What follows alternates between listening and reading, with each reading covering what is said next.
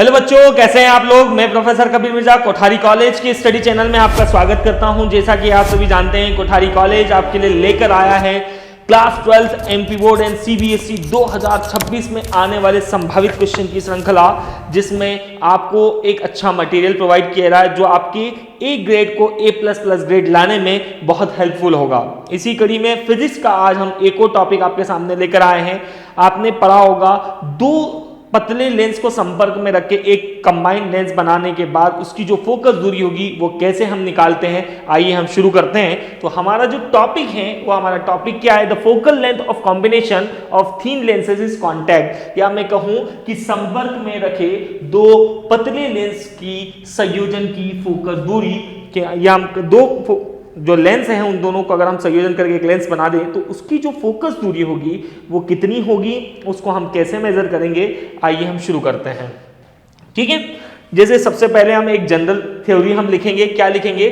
Suppose two thin lens L1 and L2 are placed in contact to from a combined lenses. ठीक है, ये हमने दो lens लिए हैं, ये मान लिया ये L1 और L2 दोनों को हमने संपर्क में रखा हुआ है।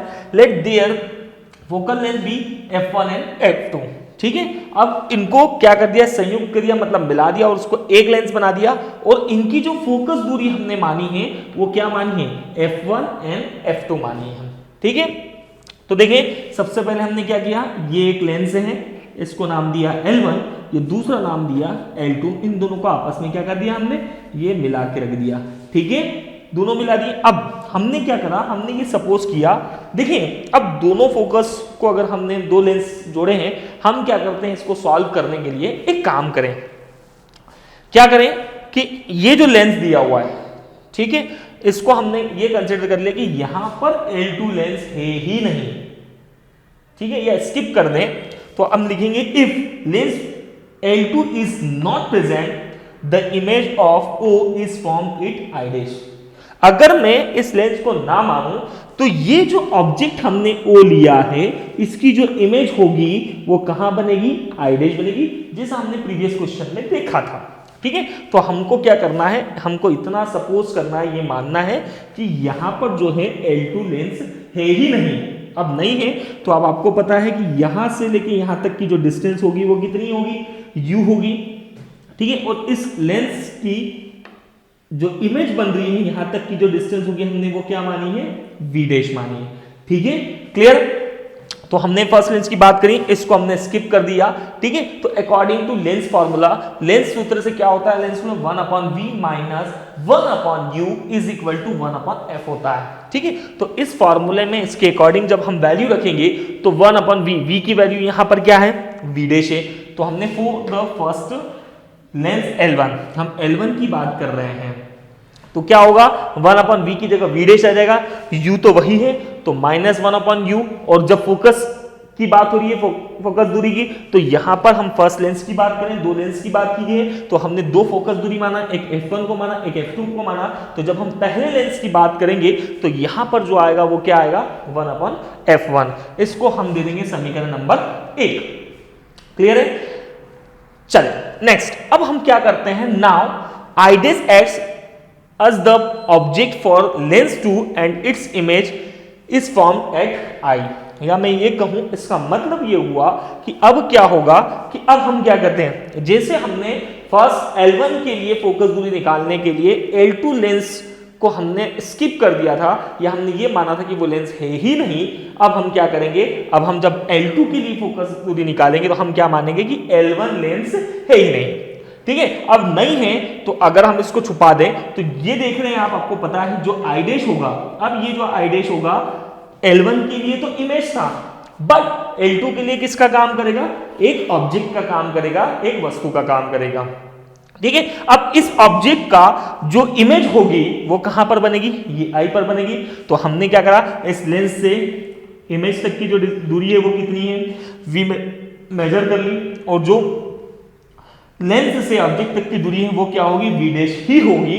क्यों होगी V डैश, क्योंकि ये वाला लेंस हमने माना ही नहीं है। जब माना ही नहीं है तो यहां से लेके यहां तक की जो डिस्टेंस है जो पहले थी वो भी क्या, V डैश थी, और अभी भी क्या होगी, V डैश ही होगी।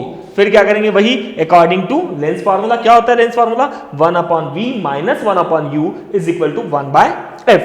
चलिए वैल्यू रखते हैं, 1/v तो एज इट इज रहेगा, लेकिन यहां पर u की प्लेस पर क्या आ जाएगा, v डैश। क्या आएगा, v डैश। तो यहां रख देंगे अपन 1/v dash is equal to 1/f। f की जगह क्या आ जाएगा, f2, क्योंकि जब हम किसकी बात करें, लेंस 2 की बात करें और इसके लिए फोकस दूरी कितनी है, f2 है, तो यहां आ जाएगा 1/f2। इसको हम दे देंगे इक्वेशन नंबर सेकेंड। अब इक्वेशन नंबर सेकेंड आ गया। अब क्या करेंगे, इक्वेशन नंबर फर्स्ट और इक्वेशन नंबर सेकेंड, इन दोनों इक्वेशन को हम क्या करेंगे, जोड़ देंगे। ठीक है, तो आइए जोड़ते हैं। तो इक्वेशन नंबर फर्स्ट क्या है, 1/v dash minus 1/u। Equation number plus second क्या है, 1/v minus 1/v dash is equal to 1/f1 plus 1/f2। अब देखिए 1/v डैश ये प्लस का है और ये माइनस का है 1/v डैश, तो ये दोनों अगर आपस में कट रहे हैं तो इनको हम काट देंगे। तो 1/v डैश से 1/v डैश तो क्या हो गया, कट गया। अब हमारे पास क्या बचा, 1/v माइनस 1/u। आगे पीछे हम लिख सकते हैं, तो हमने इसको क्या करा, हमने लिखा 1/v minus 1/u is equal to 1/f1 plus 1/f2। अब वी नो दैट, हम जानते हैं, क्या जानते हैं कि 1/v माइनस 1/u किसके बराबर होता है, 1/f के बराबर होता है, लेकिन हम यहां पर f को कैपिटल F से रिप्रेजेंट करेंगे। तो हमने इसकी जगह क्या लिख दिया, 1/f। तो क्या आ गया, capital F is equal to 1/f1 plus 1/f2। ठीक है, यही हमारे लिए क्या होगा, संपर्क में रखे दो पतले लेंस के संयोजन की फोकस दूरी के लिए फार्मूला होगा। अब यदि if one lens is convex and the other lens is concave, यानी कि अगर हम इन दोनों लेंस में एक लेंस अगर हम उत्तल ले लें और दूसरा लेंस अगर अवतल ले लें, तो तब हम जब इसकी फोकस दूरी के लिए फॉर्मूला निकालेंगे तो वो फॉर्मूले में सिर्फ क्या छोटा सा चेंज आएगा, वो हो जाएगा 1/F is equal to 1/F1 minus 1/F2। ठीक है, thank you so much. I hope आपको ये क्वेश्चन समझ में आया होगा।